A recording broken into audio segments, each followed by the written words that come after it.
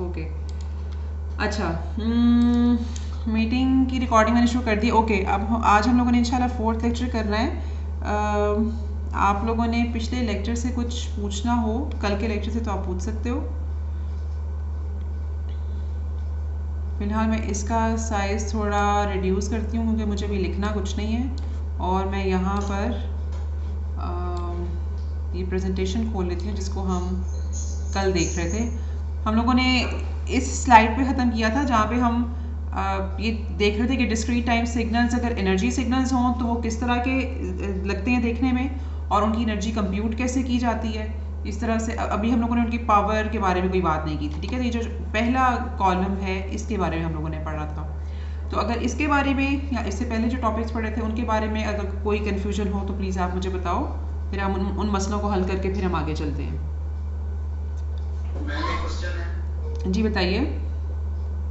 Ma'am ये जो आपने कहा था कि alpha is equal to e sigma plus j omega, इसको आपने जो क्वेश्चन दिया था जी उसकी स्टेटमेंट मैम क्या थी, उसकी स्टेटमेंट किस टाइप की थी? अच्छा ठहरो, मैं यहाँ पे राइटिंग पोर्शन को थोड़ा सा साइज़ इंक्रीज़ कर दूँ ताकि आपको नज़र आए। मैंने कहा था कि अभी एक्स एन को हम लोगों ने डिफ़ाइन किया है इस तरह से, और अल्फ़ा की जगह लिया है e raised to power j omega, ठीक है। और उसके बाद फिर हम इसको फिर हम मतलब ये जो एक्सप्रेशन है इसको फिर हम लोगों ने लिख दिया था इस तरह से, और फिर आगे फर्दर इसको कोसाइन और साइन की टर्म्स में लिख लिया था, ठीक है।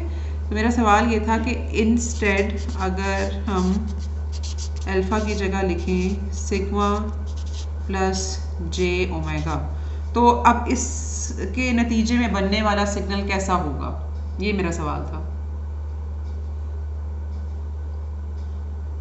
ठीक है, अगर किसी ने इसको सॉल्व किया हो तो कोई बता सकता है कि इसके बाद क्या लिखा जाएगा।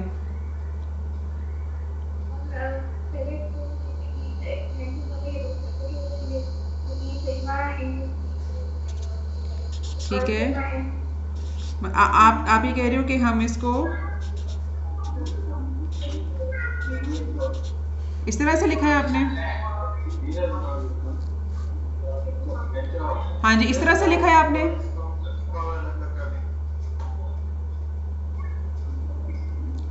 अच्छा एक मिनट अब्बास जान, आप मौजूद हो? नहीं, एक मिनट प्लीज़, आप सारे ज़रा म्यूट हो जाओ, ठीक है। अब्बास जान, आप मौजूद हो?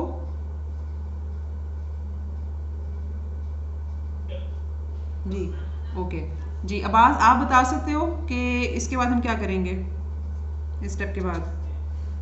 रियल पार्ट स्क्वायर कर देंगे, कॉम्प्लेक्स स्क्वायर ए ई पावर सिग्मा लिखेंगे, ठीक है, और इस तरह लिखेंगे, ठीक हो गया। और मैं भी ई पावर जे ओमेगा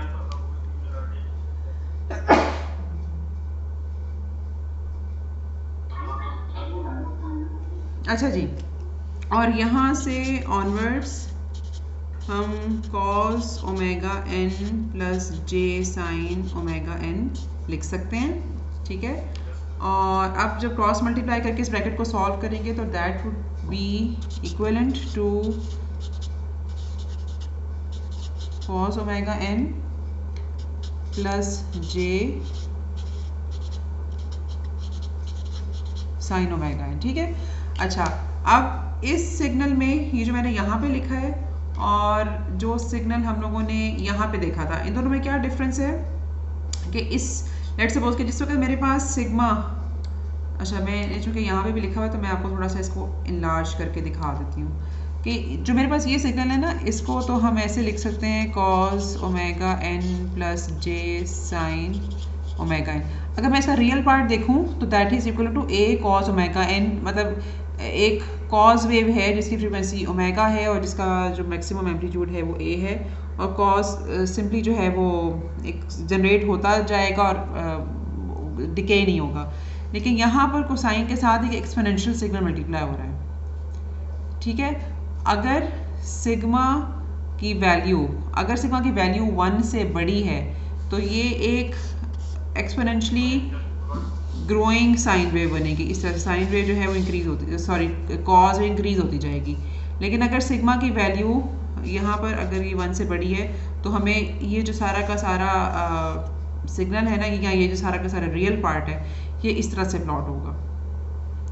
लेकिन अगर सिग्मा की वैल्यू 1 से छोटी हो तो ये एक्सपोनेंशियली डिकेइंग कॉज वेव बन जाएगी। ठीक है, तो कॉज वेव के साथ जब एक एक्सपोनेंशियल सिग्नल मल्टीप्लाई करते हैं तो इधर it becomes a growing sine signal और it becomes a decaying sine signal. ठीक है, डिपेंड्स, अभी इसका डिके होना या उसका ग्रो करना डिपेंड करता है सिग्मा की वैल्यू के ऊपर। ठीक हो गया? Yes ma'am. ठीक है,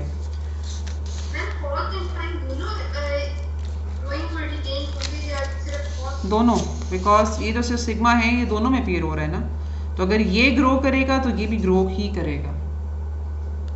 ठीक है,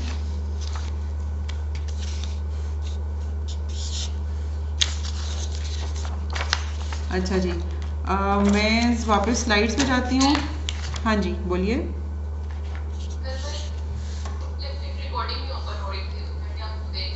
लेक्चर की रिकॉर्डिंग ओपन नहीं हो रही, मतलब उसमें आपको कोई मैसेज आ जाता है कि it can not be played, something like that, या क्या?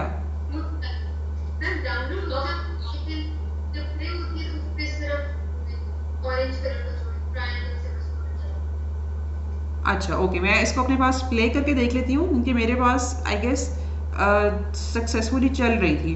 तो अगर मेरे पास ये चल तो मैं इसको डिलीट करके तो फिर अपलोड कर दूँगी। मैं ट्राई करती हूँ। ठीक है, ठीक है, ओके ओके।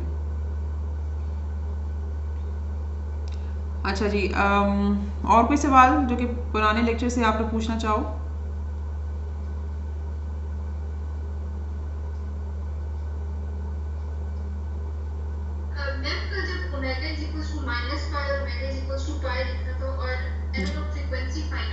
जी, तो मैम वो ओमेगा की वैल्यू हमें किस इक्वेशन में पुट करनी थी to find out the value of f. इस वैल्यू ऑफ एफ क्या है कि एफ इज डिवाइडेड बाय एक मिनट, मेरे पास प्रॉब्ली होगा, मैं आपको देख के बताती हूँ।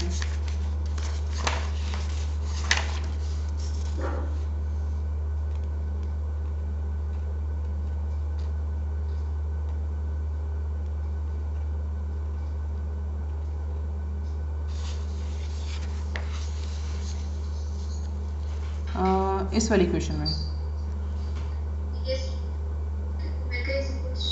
ठीक है, ओमेगा को हम पाए रखेंगे और फिर हम यहाँ पे देखेंगे कि हमारा एफ ए किसके इक्विवेलेंट बनता है।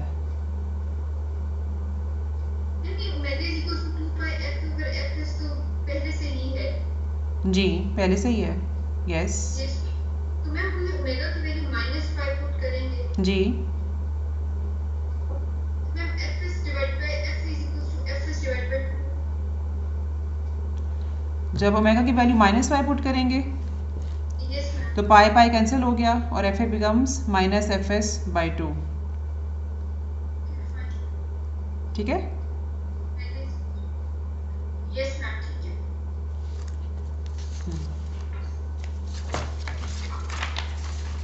जी, और सवाल कोई है या फिर हम शुरू करें आज का लेक्चर?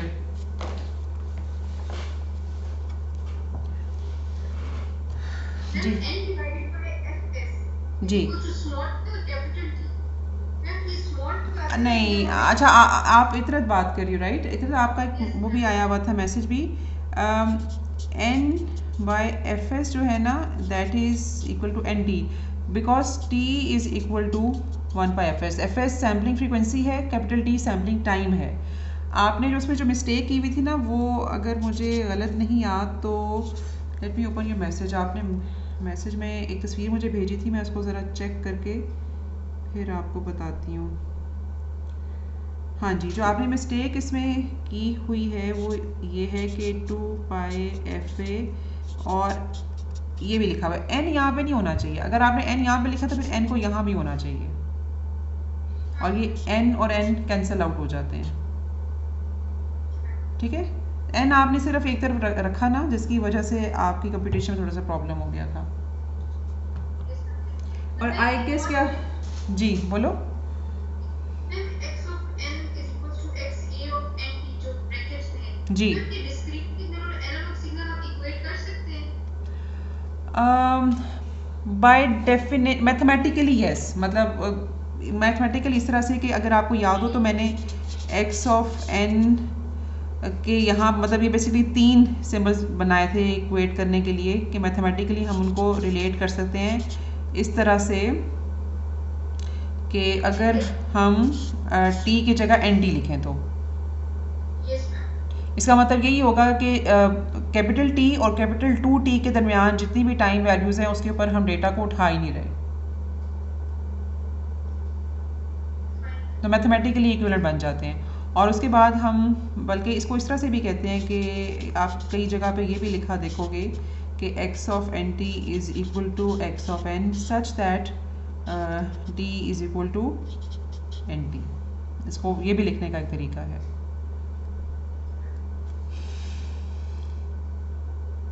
तो टेक्निकली यस हम ऐसे लिख सकते हैं। अच्छा जी, बिलाल राशिद मौजूद है?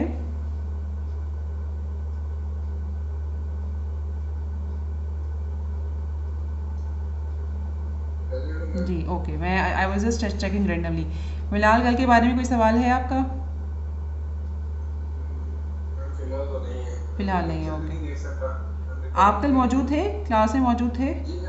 ओके, आप सिर्फ उसकी रिवीजन नहीं कर सके, that is okay, no problem. अच्छा जी, रेहान मौजूद है?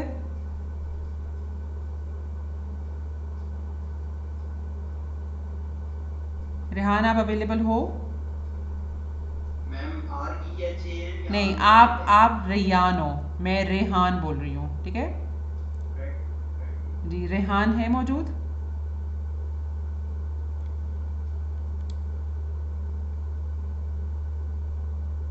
आई गेस नॉट। चलिए ठीक है, फिर हम आज का लेक्चर शुरू करते हैं और शुरू हम करते हैं जहाँ पे हम लोगों ने कल इसको छोड़ा था, स्लाइड्स को। अच्छा, इसको जो है ना एनर्जी सिग्नल्स और पावर सिग्नल्स को थोड़ा एक्सप्लेन करने की वजह ये भी है कि बहुत सारे स्टूडेंट्स को ये चीज़ समझ नहीं आती कि इन दोनों में डिफरेंस क्या है, और हम मिस्टेकनली ये अज्यूम कर लेते हैं कि अगर सिग्नल इन्फिनिट ड्यूरेशन का होगा तो वो हमेशा पावर सिग्नल होगा। It is not the case. हमारे पास इन्फिनिट ड्यूरेशन के सिग्नल्स, मसलन जो ये सिग्नल यहाँ पे प्लॉटेड है, ये एक इन्फिनिट ड्यूरेशन का सिग्नल है, but still it is an energy signal. Why? Because इसका एम्पलीट्यूड टाइम के साथ रिड्यूस हो रहा है। तो एक फिनिट ड्यूरेशन का सिग्नल जिसमें थोड़े से सैम्पल्स हों, या एक इन्फिनिट ड्यूरेशन का सिग्नल जिसके sample values, amplitude values time के साथ रिड्यूस होते जाएं, ये दोनों एनर्जी सिग्नल्स कहलाते हैं। उसके बरक्स पावर सिग्नल्स कैसे सिग्नल्स होते हैं? अच्छा, सबसे पहली शर्त जो कि किसी भी डिस्क्रीट टाइम सिग्नल को पावर सिग्नल बनाती है वो ये शर्त है कि सिग्नल इन्फिनिट टाइम ड्यूरेशन के ऊपर मुहित हो, ठीक है। अच्छा, इन्फिनिट टाइम ड्यूरेशन का क्या मतलब है कि सिग्नल माइनस इन्फिनिटी से इन्फिनिटी एग्जिस्ट करता हो, पहली शर्त उसकी ये है। अच्छा, बाय डेफिनेशन पीरियोडिक सिग्नल्स इस कंडीशन को फुलफिल करते हैं। क्यों? क्योंकि हम लोग ये कहते हैं कि x of n plus n must be equivalent to x of n। अगर जो सिग्नल्स ये कंडीशन फुलफिल करते हैं उनको हम पीरियोडिक सिग्नल कहते हैं। तो अगर हम n की value minus integral number put करेंगे और ये क्वेश्चन अगर फुलफिल ना हुई तो जाहिर सी बात है ये क्वेश्चन तो वैलिडेट नहीं होगी। तो इस इक्वेशन को फुलफिल होने के लिए ज़रूरी है कि ये नेगेटिव स्मॉल एन की नेगेटिव वैल्यूज़ के ऊपर भी वैलिडेट हो, ठीक है। तो इस वजह से जो पीरियोडिक सिग्नल्स होते हैं वो by definition minus infinity to infinity exist करते हैं। अच्छा, अब एक पीरियोडिक सिग्नल मसलन इस तरह का सिग्नल,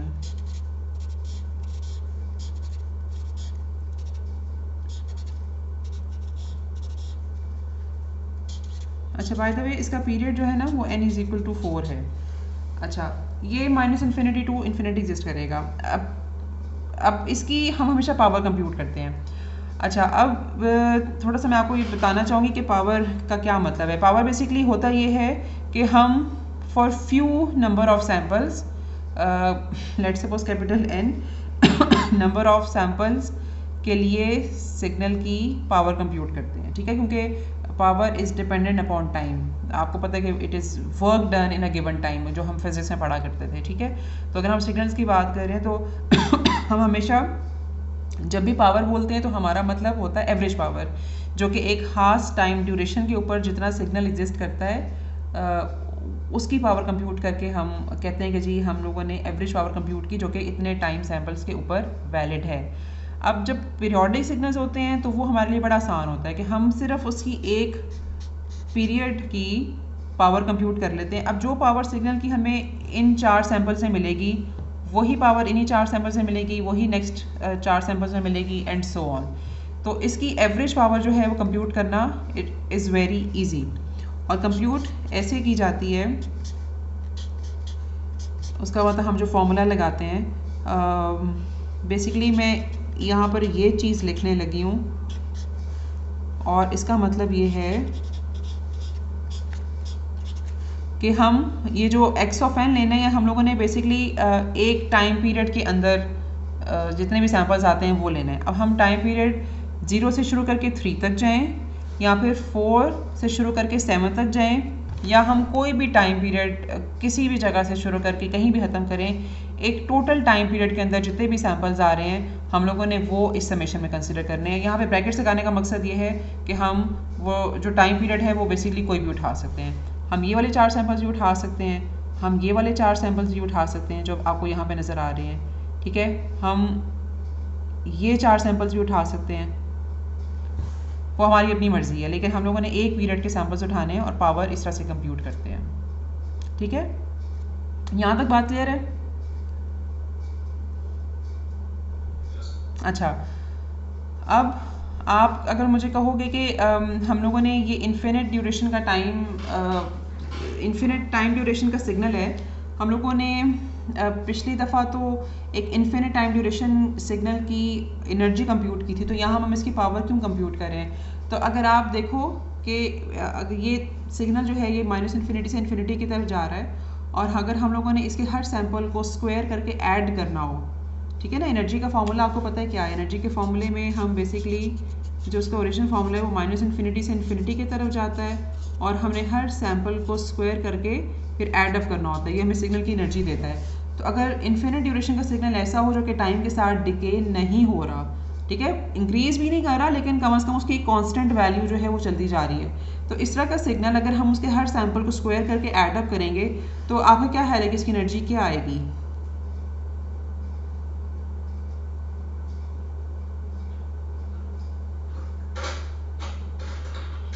जी, क्या आएगी इसकी एनर्जी? इनफाइनाइट, ठीक है ना। तो हमें इसकी एनर्जी कंप्यूट करने का कोई फ़ायदा ही नहीं है, बिकॉज कि हमें देख के पता चल रहा है कि हम लोगों ने जब अगर इन्फिनिट सैम्पल्स हैं अगर, और सबको स्क्वायर करके ऐड अप करना है, तो उसकी एनर्जी तो इन्फिनिट ही आएगी अगर वो डिके नहीं हो रहा टाइम के साथ। तो इस तरह के सिग्नल्स की एनर्जी कंप्यूट करने का फ़ायदा नहीं है, उससे ज़्यादा मीनिंगफुल कंप्यूटेशन पावर की है जो हम over a range of few samples compute करेंगे। अच्छा, अब हमारे पास अगर सिग्नल पीरियोडिक ना हो, कोई ए पीरियोडिक सिग्नल हो, लेकिन वो भी इन्फिनिट टाइम ड्यूरेशन का हो,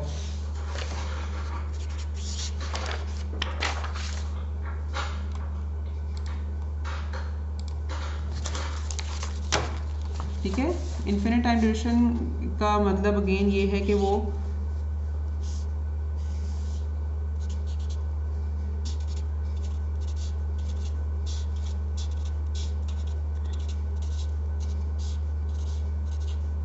ठीक है, इस तरह से हम लोगों ने उसको -इन्फिनिटी से इन्फिनिटी तक प्लॉट कर लिया, ठीक है।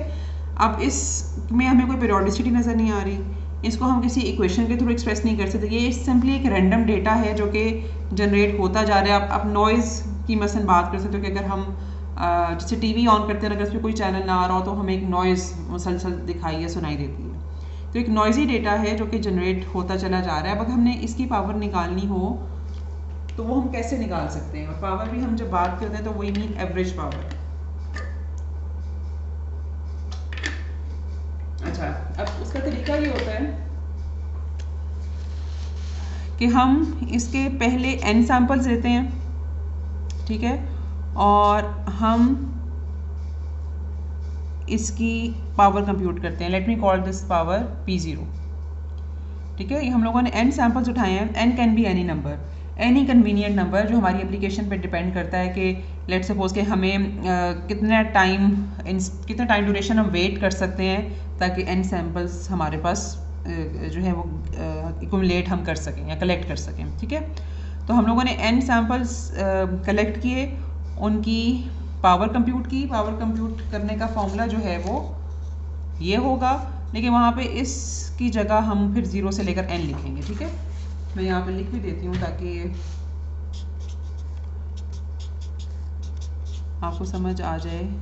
यहाँ चलो हम उसको n-1 कर सकते हैं, x ऑफ n का स्क्वायर. ठीक है, हम लोगों ने n सैम्पल्स पिक किए और ये वाला फॉर्मूला लगा के हम लोगों ने इन सैम्पल्स की एवरेज पावर P0 कंप्यूट कर ली. ठीक है, उसके बाद हमने नेक्स्ट n सैम्पल्स लिए और फिर हम लोगों ने उसकी पावर इसी तरह से कंप्यूट की. मैं उस पावर का नाम मैं P1 रख रही हूँ. अच्छा, यहाँ पे अब जब मैंने ये वाला इस सैम्पल से उठा के लेट सपोज के n सैम्पल तक मैं गई हूँ, तो यहाँ पे समेशन की क्या लिमिट्स होंगी? इन n सैम्पल्स को जब उठा के मुझे पावर कंप्यूट करनी है तो समेशन की लिमिट्स क्या होंगी?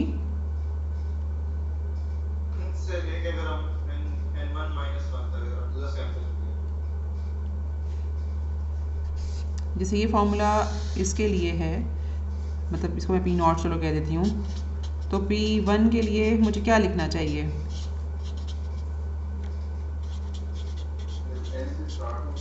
n से स्टार्ट होगी, कैपिटल N से स्टार्ट होगी. Very good. 2n-1, बिल्कुल ठीक है. ठीक हो गया, तो ये मेरे पास P1 कंप्यूट हो गई. इसी तरह से मैं यहाँ पर P2, P3 और इसी तरह से जितने मतलब हमें टाइम अलाउ करता है या जितनी हमें एक्यूरेसी चाहिए अपनी पावर की, हम उतने सैम्पल्स उठाते जाते हैं और उनकी पावर कंप्यूट करते जाते हैं. और at the end let's suppose कि मैंने P0 से लेकर PM तक पावर कंप्यूट की है. अब मैं इन सारी पावर्स का एवरेज कंप्यूट करूँगी. जी,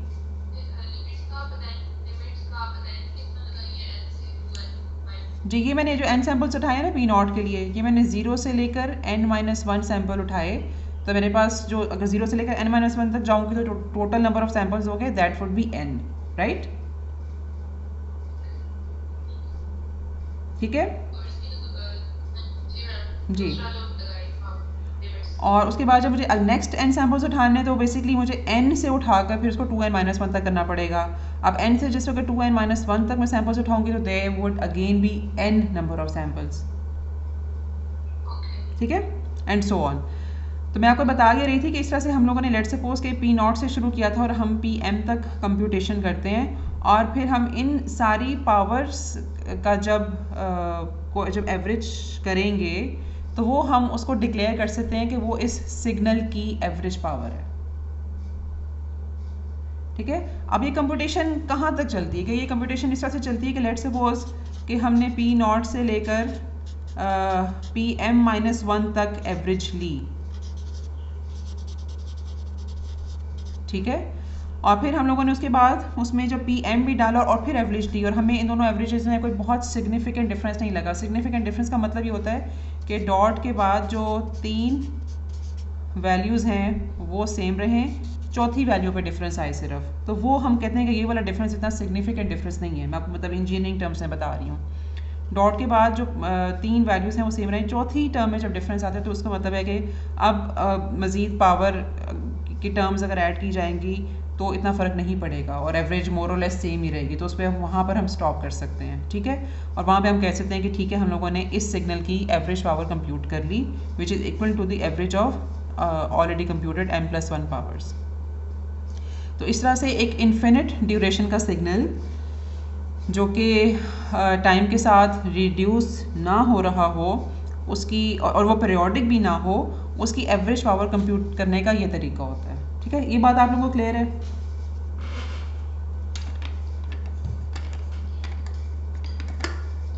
जो आपने सेकंड जो आपने इक्वेशन लिखी है P not gives us m pm G minus 1 G इससे नीचे वाली यस मैम ये वाली मैम आपने किस तरह इसको सिंपलीफाई किया कैसे मैंने लिखी सिंप्लीफाई नहीं किया, मैंने ये बताया कि हम कहाँ पे जाके स्टॉप करते हैं।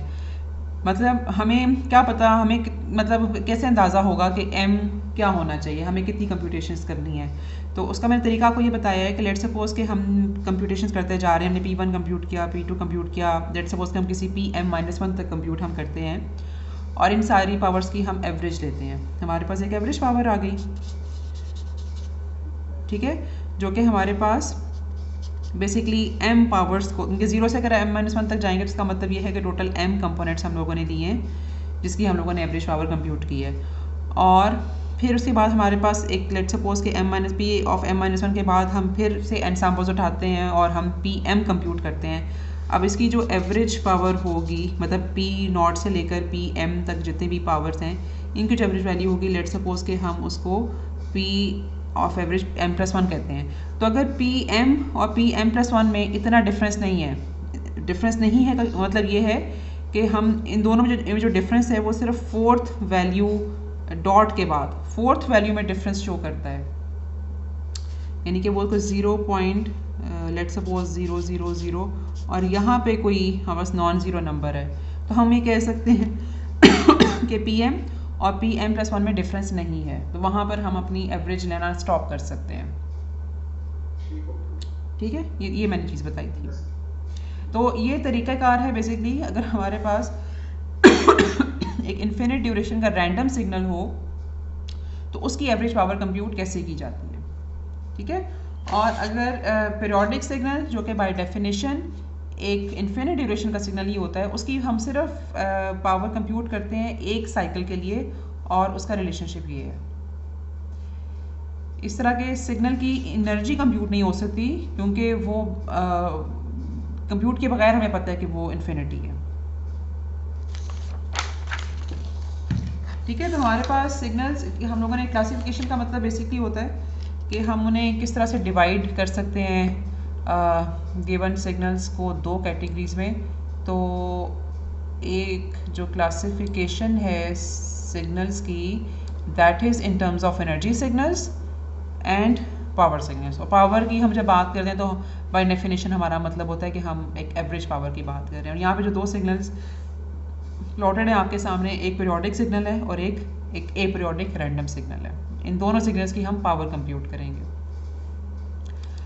अच्छा जी, हमारे पास इसके बाद क्या है, इवन और ऑड सिग्नल।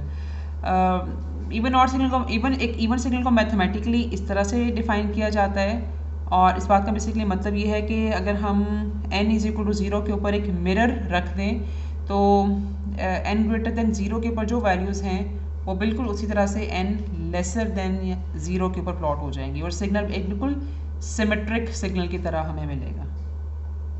ठीक है, ये चीज़ आप लोगों के लिए फेमिलियर है, पहले पढ़ी हुई है ना आप लोगों ने कि इवन सिग्नल क्या होता है। ओके, ठीक है, फिर इसके ऊपर हम बहुत ज़्यादा टाइम नहीं लगाएंगे। अच्छा जी, ऑड सिग्नल जो होता है वो उसकी सिमेट्री इस तरह से होती है कि वो होता तो x(n-n) की तरह ही है लेकिन एम्पलीट्यूड के साथ भी माइनस साइन लगता है। ये जो माइनस साइन हमें यहाँ नजर आ रहा है ये एम्पलीट्यूड के साथ है, ये वाला जो माइनस साइन है ये बेसिकली टाइम इंडेक्स के साथ है। तो हम लोगों ने जब मतलब xn की वैल्यूज़ को नेगेटिव साइड पे प्लॉट करना है, -n पे प्लॉट करना है, तो हम लोगों ने एक माइनस साइन एम्पलीट्यूड के साथ भी लगाना है जो कि हमें यहाँ पे नज़र आ रहा है। अच्छा, ये दोनों सिग्नल्स, ये सिग्नल ये जो x ऑफ n इधर प्लॉटेड है और जो x ऑफ n इधर प्लॉटेड है, ये दोनों सिग्नल्स ऑड सिग्नल्स हैं। अच्छा जी, और इसी तरह से हमारे पास किसी भी गिवन सिग्नल को स्प्लिट किया जा सकता है इवन कंपोनेंट में और ऑड कंपोनेंट में। ये वहाँ पे से गिवन सिग्नल है, अगर उसका इवन कंपोनेंट निकालने का फॉर्मूला ये है और उसका ऑड कंपोनेंट निकालने का फॉर्मूला ये है, और ये सिग्नल जो इवन या ऑड में मिलेंगे भी, जो मिलेंगे हमें सिग्नल्स, वो प्लॉट भी यहाँ पे किए हुए हैं। ठीक है, इस पर भी मैं ज़्यादा टाइम नहीं लगाऊंगी और अज्यूमिंग कि आप लोगों को ये चीज़ आती है तो हम इससे आगे चलते हैं। अच्छा जी, ये सिंपल टाइम मैनिपुलेशंस हैं और डिस्क्रीट टाइम सिग्नल्स, ये हमें ज़रूरत थोड़ी बहुत इनकी पड़ती है एक तो कॉन्वोल्यूशन में, और उसके अलावा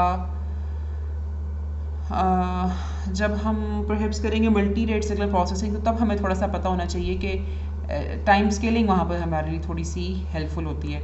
अच्छा, क्या सबको पता है कि टाइम शिफ्टिंग क्या होती है? मतलब अगर मेरे पास x ऑफ n ये प्लॉटेड है तो x ऑफ n माइनस 3 और x ऑफ n प्लस 2 कैसे बनेगा? किसी को अगर ये चीज़ ना पता हो तो please let me know.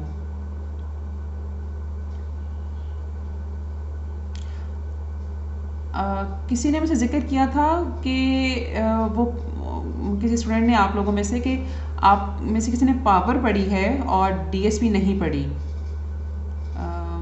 Yes, ma'am. आपने बताया था मोना, या कोई और भी था, रेयान, नहीं, यस मैम, मैंने पावर पढ़ी है। अब्बास जी, अब्बास आप बात कर रहे हो? ठीक है।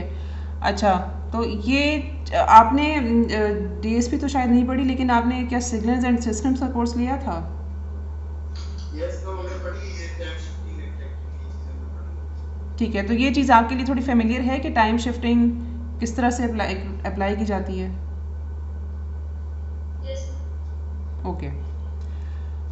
अच्छा, टाइम रिवर्सल ये होता है कि अगर हमें एक्स ऑफ एन ये गिवन है और हम लोगों ने x of minus n plot करना हो तो बेसिकली इसका मतलब ये कि जो भी चीज़ 2 पे बनी है उसको हम एक्स ऑफ माइनस एन जब बनाना चाहेंगे तो उसको -2 पे प्लॉट कर देंगे। तो अगर आपको ये नज़र आ रहा हो, ये बिल्कुल इसका मिरर इफेक्ट है। ये जो नीचे चीज़ बनी है ना, x of n minus n plus 2, मैं थोड़ा सा आप लोगों को ये बताना चाहूँगी कि ये कैसे बना है, क्योंकि ये थोड़ी इसमें गड़बड़ हो जाती है।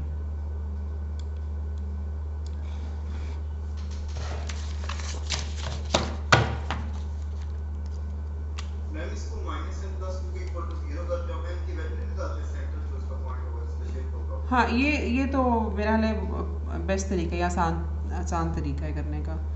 लेकिन उसका मैं जो एक स्टेप बाय स्टेप प्रोसीजर है थोड़ा सा वो बता देती हूँ। अच्छा, अभी किसने बोला था ये मेथड? यस मैम, मैंने बताया। अहमद।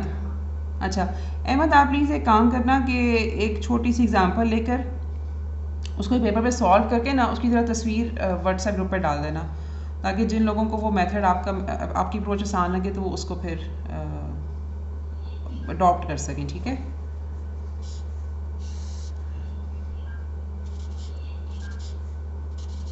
मैम मेरे पास एक नोट पड़े हैं सिग्नल सिस्टम्स के, अगर वो मैं शेयर कर दूँ उसके साथ। आप बहुत बड़ा साइज़ ना हो तो प्लीज़ आप ज़रूर शेयर कर दो, क्योंकि हर किसी के लिए एक मुख्तलिफ मेथड हो सकता है। किसी को कोई मेथड आसान लग सकता है, किसी को कोई, तो इसमें ये तो ज़रूरी नहीं होता कि हम एक ही मेथड को अडॉप्ट करके आगे चलें। ठीक है? तो आप उस शेयर कर दो उसको।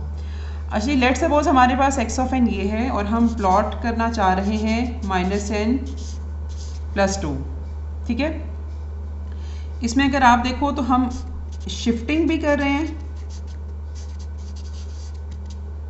ठीक है, और यहाँ पे टाइम स्केलिंग भी हो रही है। टाइम स्केलिंग का मतलब ये है कि बेसिकली n के साथ भी कुछ मल्टीप्लिकेशन भी हो रही है। तो जब n के साथ कोई चीज़ मल्टीप्लाई होगी, बेशक वो -1 हो या बेशक वो कोई इंटेग्रल वैल्यू हो, तो उसको हम टाइम स्केलिंग कहते हैं। ठीक है? तो शिफ्टिंग का मतलब होता है कि उसमें कुछ n में कुछ ऐड सब्ट्रैक्ट हो रहा है, और स्केलिंग का मतलब होता है कि n के साथ कुछ मल्टीप्लाई हो रहा है। अच्छा, अब इसको हमें थोड़ा सा टैक्टफुली डील करना पड़ता है, बिकॉज हम लोगों ने जो स्केलिंग करनी होती है वो भी हम लोगों ने n इटसेल्फ के साथ करनी होती है, और जो हम लोगों ने शिफ्टिंग करनी होती है वो भी हम लोगों ने n के साथ करनी होती है। ठीक है? तो इसलिए हम n को थोड़ा सा आइसोलेट करना चाहते हैं। तो इसका एक तरीका तो ये होता है कि हम n को आइसोलेट करने के लिए माइनस कॉमन ले लें, और ये इस तरह से बन गया। ठीक हो गया? अच्छा, अब इसमें हम लोगों ने पहले माइनस वाला ऑपरेशन करना है और फिर हम लोगों ने शिफ्टिंग वाला ऑपरेशन करना है। ठीक है? जब हम माइनस वाला ऑपरेशन करते हैं तो बेसिकली हमारे पास जो प्लॉटेड सिग्नल बनेगा वो किस तरह से बनेगा?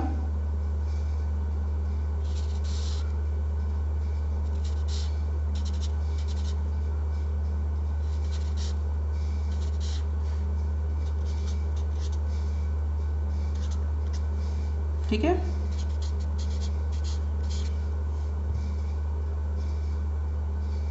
ओके, ये बात सारों को क्लियर है?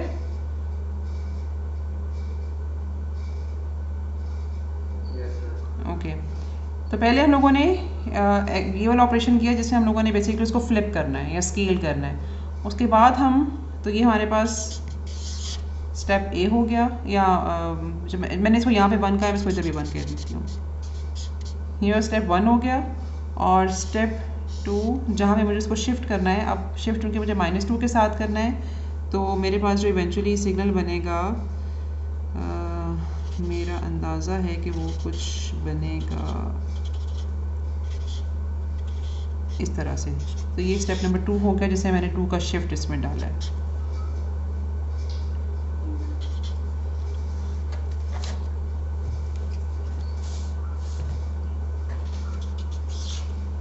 ये बात क्लियर समझ आइए आप लोगों को? हाँ जी, ये बात सारों को क्लियर है? क्योंकि इसमें बहुत मिस्टेक्स होती हैं। चलो ठीक है, अगर ये बात क्लियर है तो हम इससे बहुत ज़्यादा टाइम नहीं लगाते। अच्छा जी, और इसमें ठीक है, जो फाइनली ये लास्ट बिल्कुल जो चीज़ लिखी हुई है स्केलिंग के लिहाज से, वो ये है कि अगर हमने किसी सिग्नल को कंप्रेस करना हो, कंप्रेस करने के लिए लेट्स सपोज कि मेरे पास ये x ऑफ n है और मैंने नीचे प्लॉट किया है x ऑफ 2n। तो अगर आपको नज़र आ रहा हो, 2n को प्लॉट करने के लिए हमारे पास ये जो ऊपर x ऑफ n में सैम्पल्स है, कुछ सैम्पल्स हम लोगों ने ड्रॉप किए हैं और ये लेसर नंबर ऑफ सैम्पल्स हमें मिले हैं। क्या इस सिग्नल से x ऑफ n से x ऑफ 2n सारों को बनाना आता है?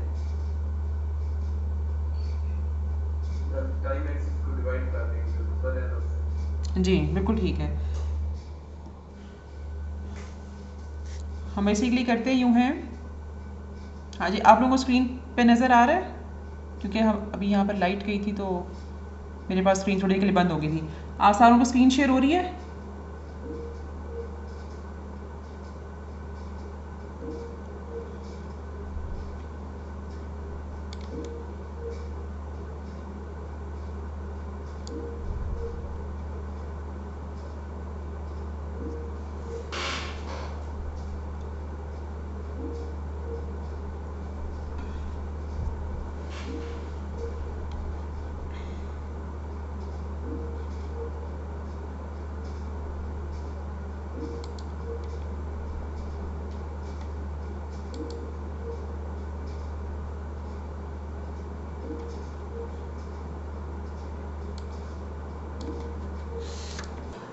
अच्छा जी, मैं आपसे जो चीज़ पूछ रही थी वो मेरा है लाइट जाने से पहले या कनेक्शन ब्रेक होने से पहले ये थी कि अगर हमारे पास एक सिग्नल, अच्छा जी, नहीं जी थैंक यू, मुझे बिल्कुल याद नहीं रहा स्क्रीन शेयर करना। जी, इज़ इट ओके ना? रिकॉर्डिंग ऑन है। अच्छा, अगर हमारे पास एक x ऑफ n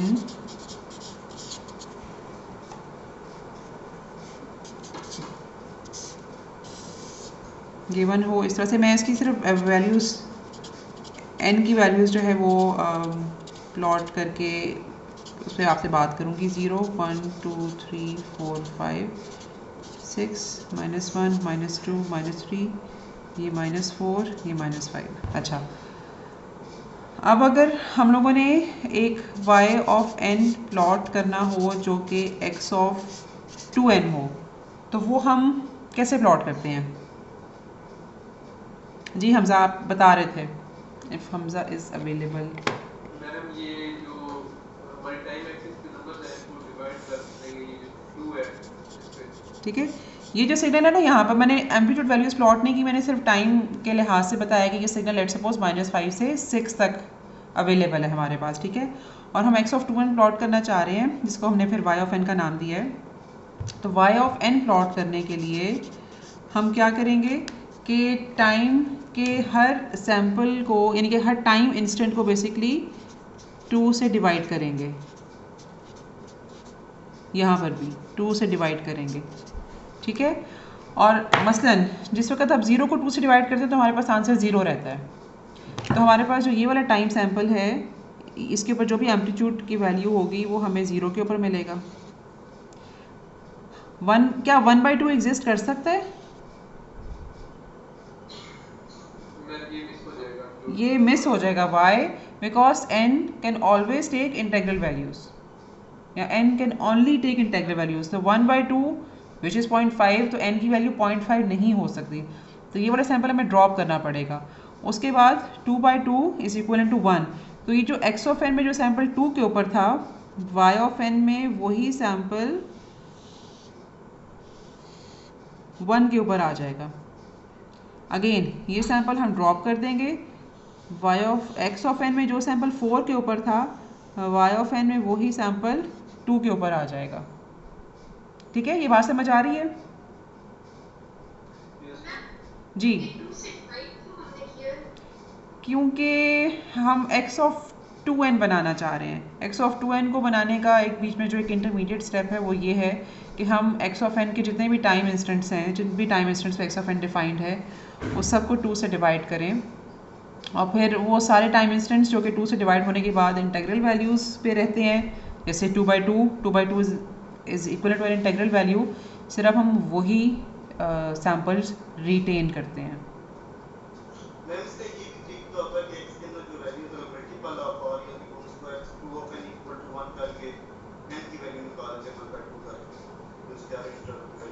ठीक है, अगेन मैं बिल्कुल ये नहीं कहती कि इसको करने का सिर्फ एक ही तरीका है। ठीक है, आप में से जिसको भी जो एक ऑलरेडी इस्टेब्लिश तरीका है जिससे आप लोगों को समझ आता है, जो आप अडॉप्ट करना चाहते हो, आप कर सकते हो। It's completely okay. ठीक है, अच्छा, ये सवाल शायद मोना ने किया था, या जिसने भी किया था, ये सवाल, ये बात समझ आएगी हम लोगों ने ऐसे क्यों किया है, या आप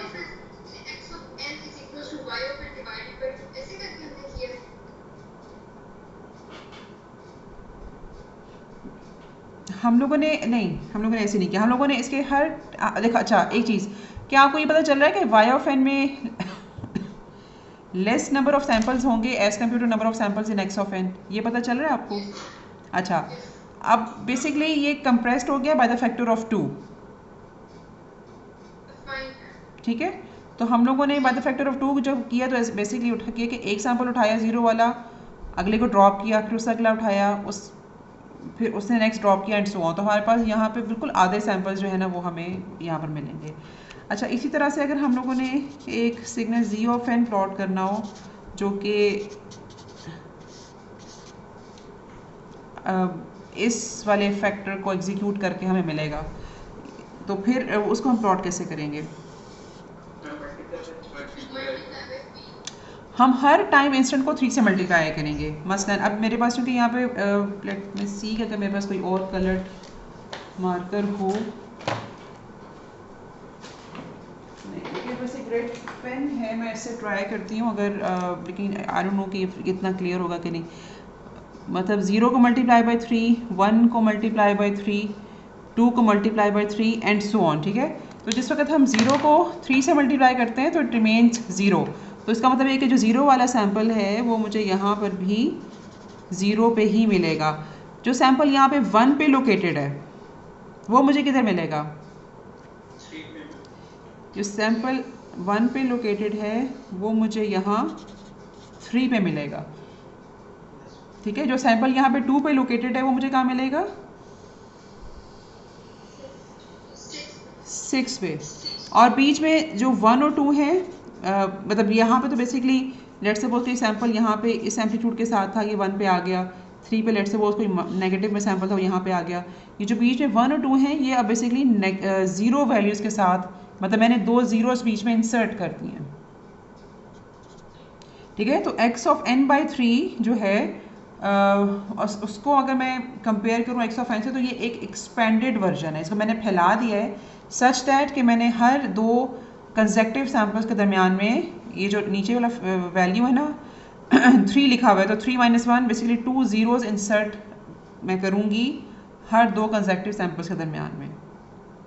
और इस सूरत हाल में अगर आप देखो, जहाँ पे मैंने x ऑफ 2n प्लॉट करना है, तो बेसिकली मैं 2 - 1 इज़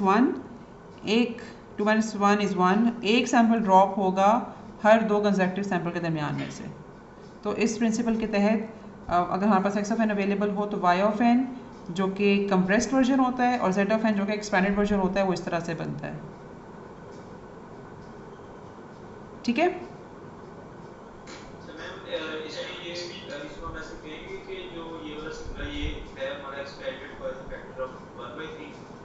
जी इसे क्या जी बोले, जो हमारे पास एक्स ऑफ एन माइनस 3 है उसको हम क्या बोलेंगे,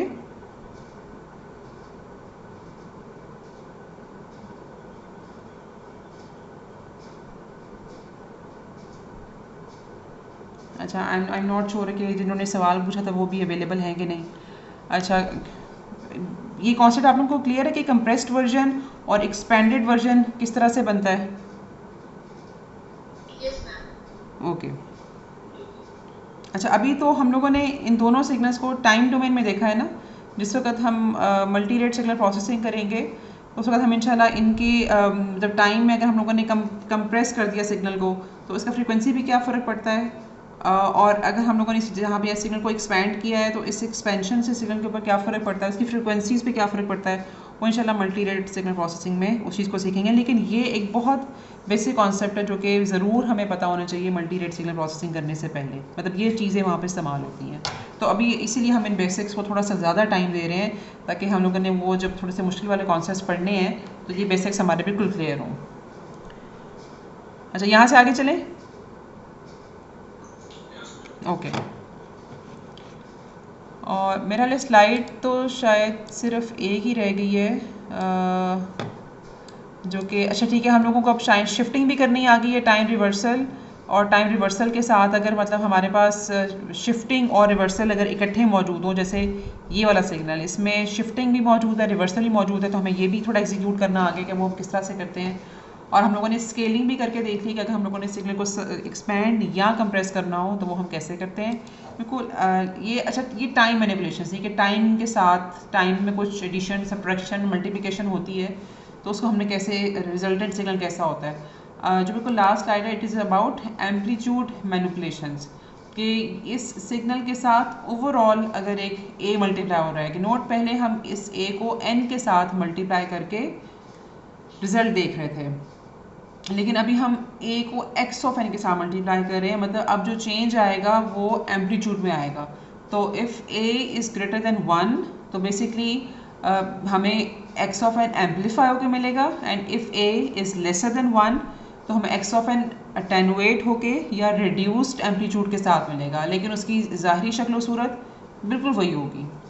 इसी तरह से जब हम दो सिग्नल को सम करते हैं तो बेसिकली ये टर्म बाय टर्म सम होता है, यानी कि x1 of 0 will be added into x2 of 0 and result will be obtained at, जो रिजल्ट हमें मिलेगा उसे will call it y of 0। ठीक है, तो बेसिकली ये एम्पलीट्यूड में हम लोगों ने चेंज किया दो सिग्नल्स को सम करके।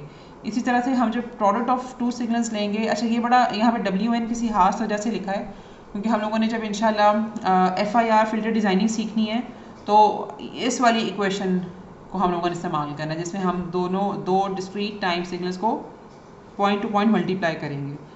इसमें अगर किस let suppose n is equal to 3 के ऊपर आपने कंप्यूट करना है, यानी कि x ऑफ 3 को w ऑफ 3 से मल्टीप्लाई करके आपने y ऑफ 3 निकालना है।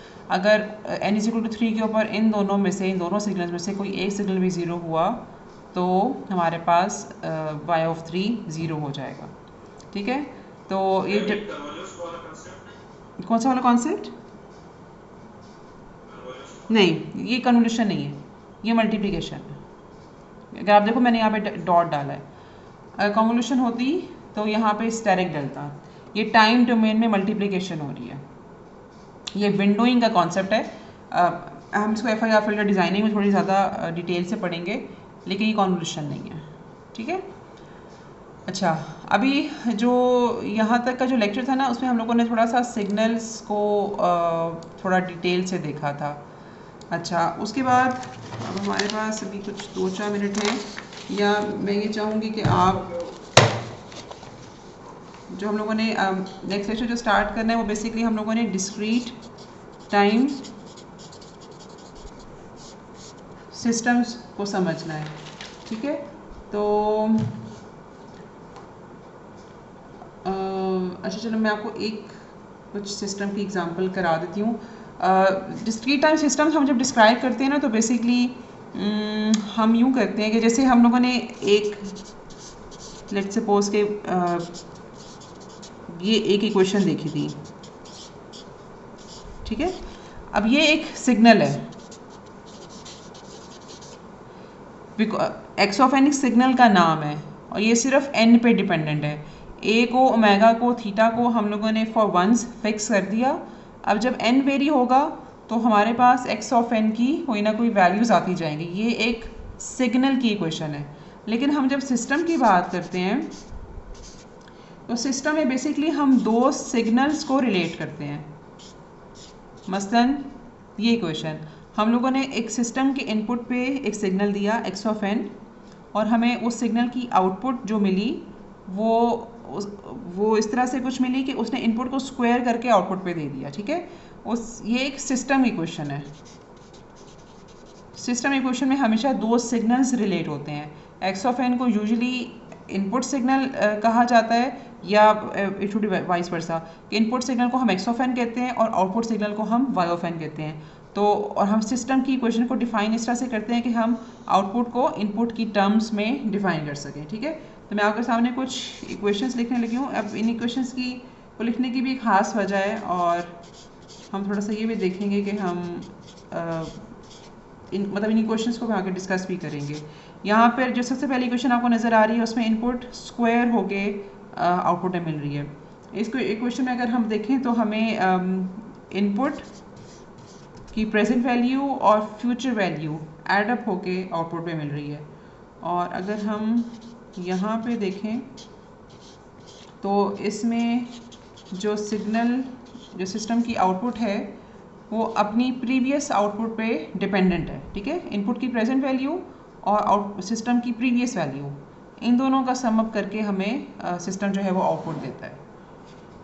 तो ये तीनों इक्वेशंस जो हैं ये सिस्टम इक्वेशंस हैं और तीनों इक्वेशंस में हमें मतलब मुख्तलिफ तरह की डिपेंडेंसी नज़र आती है। यहाँ पर आउटपुट सिर्फ इनपुट की प्रेजेंट वैल्यू पर डिपेंड कर रही है, यहाँ पे इनपुट की हमें फ्यूचर वैल्यू भी चाहिए। ये भी हो सकता है कि समटाइम्स हम सिर्फ इनपुट की प्रेजेंट और पास्ट वैल्यूज़ लें और तीसरे तरह के सिस्टम में हमें इनपुट की प्रेजेंट वैल्यू के अलावा आउटपुट की पास्ट वैल्यू को भी इस्तेमाल करना पड़ रहा है। ठीक हो गया। तो ये मुख्तलिफ तरह की इक्वेशंस हैं जो कि हम जिनको आगे इस्तेमाल करेंगे। अच्छा जी, मेरे पास अभी टाइम हुआ है 7:21 और मेरा हाल है कि मैं यहाँ से आगे जाऊँगी तो प्रॉब्ली टॉपिक थोड़ा सा लंबा हो जाए, तो हमारा थोड़ा सा टाइम भी आज मिस हुआ है उसकी वजह से, इंटरनेट की प्रॉब्लम की वजह से। लेकिन हम लेक्चर यहाँ पे स्टॉप करते हैं। नेक्स्ट फ्यू मिनट्स मैं यूटिलाइज़ कर सकती हूँ अगर आप लोगों ने कोई सवाल पूछना हो तो। जी बोलिए।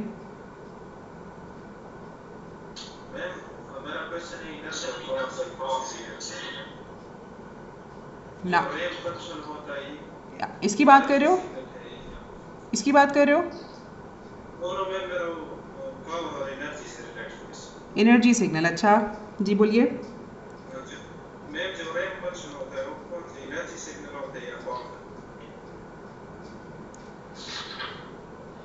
अच्छा, अगर तो वो कंटिन्यूस है ना, मतलब कंटिन्यूस से मुराद ये है कि अगर तो रैम्प को आपने किसी जगह पे लिमिट नहीं किया और रैम्प बढ़ती ही जा रही है तो वो तो एनर्जी सिग्नल तो वो हो ही नहीं सकता, क्योंकि वो टाइम के साथ एक तो इंक्रीज़ करता है और वो करता जाता है इंक्रीज़, ठीक है। तो उसकी एनर्जी तो एग्जिस्ट नहीं कर सकती, उसकी एनर्जी तो इन्फिनिटी हो जाएगी।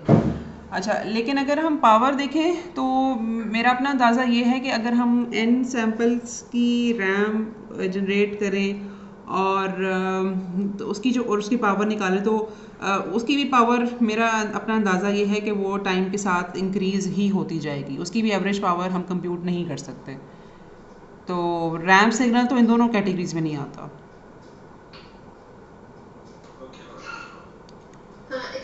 जी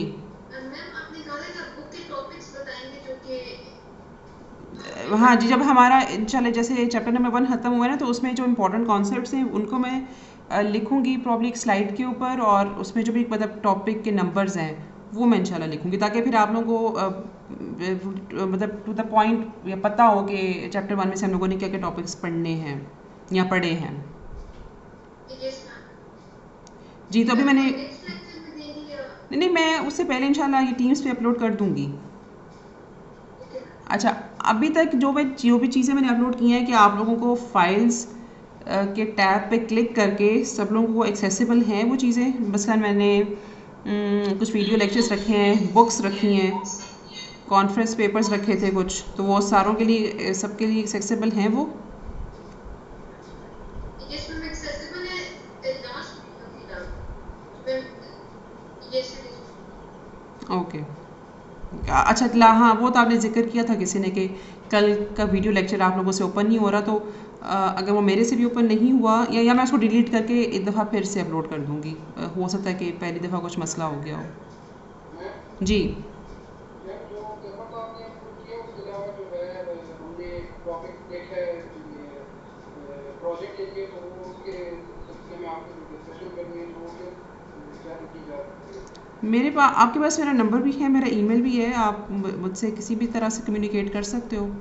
मुझे एक दो स्टूडेंट्स ने अपनी मर्ज़ी के पेपर्स भेजे हैं और हम लोगों ने उसके ऊपर डिस्कशन की है कि उन पेपर्स को किस तरह से इम्प्लीमेंट किया जा सकता है। तो ये तो बिल्कुल भी ज़रूरी नहीं है कि आप उन्हीं कॉन्फ्रेंस पेपर्स में से कोई सिलेक्ट करो जो कि मैंने अपलोड किए हैं। आप अपनी मर्ज़ी का पेपर सिलेक्ट कर सकते हो, लेकिन आपको सिर्फ मुझे दिखाना होगा पहले ही, ताकि हम दोनों मतलब डिसाइड ही कर लें कि वो वाकई में एक तो डीएसपी का कोई ताल्लुक है कि नहीं उसके साथ, पहली चीज़, और दूसरा कि वो सफिशेंट है कि नहीं एमएस वर्क के लिए। ये दो चीज़ें उसमें इंपॉर्टेंट हैं। जी और कोई सवाल?